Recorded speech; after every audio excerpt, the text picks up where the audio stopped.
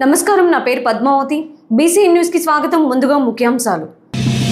నెల్లూరు జిల్లా కోటపట్టణంలో నూతన సంవత్సరాన్ని పురస్కరించుకుని ప్రారంభమైన మద్దాలి చారిటబుల్ ట్రస్ట్ పేద కుటుంబాలకు నగదు అందజేసిన ట్రస్ట్ సభ్యులు.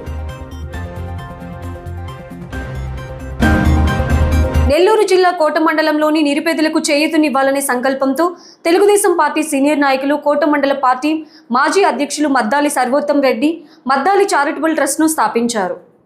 ఈ మేరకు 2026 నూతన సంవత్సరం జనవరి మొదటి వారం నుంచి సేవా కార్యక్రమాలకు శ్రీకారం చుట్టారు.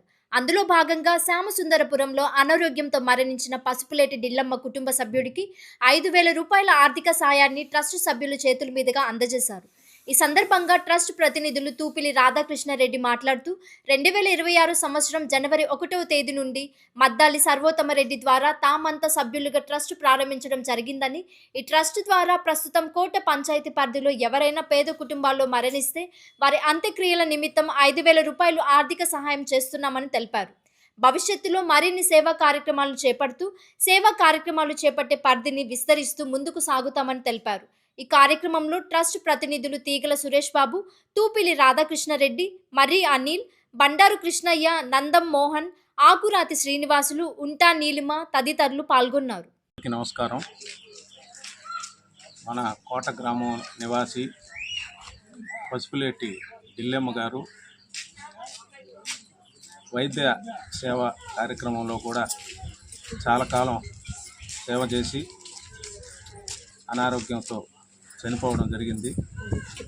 ఆమె కుటుంబానికి మా అందరి తరఫున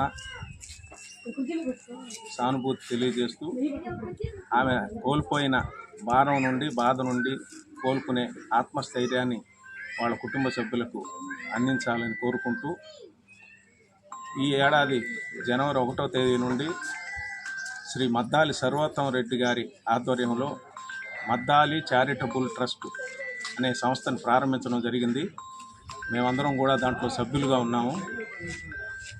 ఆ సంస్థ తరపున మన కోట పట్టణ పరిధిలో ఎవరైనా కూడా చనిపోతే వారికి కుటుంబ సభ్యులకు 5,000 రూపాయలు ఆర్థిక సహాయం చేసే విధంగా నిర్ణయించడం జరిగింది. అందులో భాగంగా ఈ పసుపులేటి డిల్లెమ్మ గారు చనిపోవడం, వాళ్ళ అబ్బాయికి సంస్థ తరపున మా సభ్యులందరి చేతుల మీదుగా ఆర్థిక సహాయం చేయడం జరిగింది.